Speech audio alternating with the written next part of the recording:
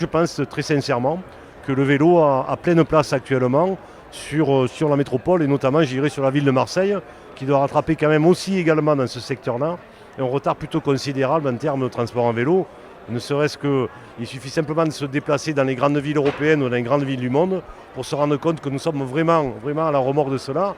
Et je trouve ça un peu regrettable parce qu'on est quand même dans le sud de l'Europe, on a un temps qui est incroyable, un temps qui est magnifique. Il faut toujours tenir compte d'un point important, c'est la typologie de la population.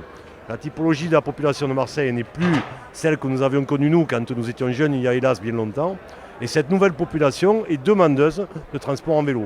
Je pense qu'il faut mettre les vélos parmi les grandes discussions que l'on doit avoir sur Marseille, qui a bien besoin notamment avec la création de la ZDFE, de mettre en place à travers cette ZDFE des modes de transport doux, non polluants, pour la qualité de vie des habitants de Marseille. Métropole, il y a deux offres de vélos qui ont été faites, le vélo sur Marseille et le vélo plus dont je m'occupe moi avec la RDT 13, et le magnifique plan vélo qu'a demandé Mme Vassal, qui a pour ambition de faire passer à 15% le déplacement vélo sur les villes d'Aix et les villes de Marseille. Donc il y a bien un objectif de décongestionner la circulation, mais surtout derrière ça, je pense que l'usage du vélo, tout le monde l'oublie, ça a quand même un usage au niveau de la santé.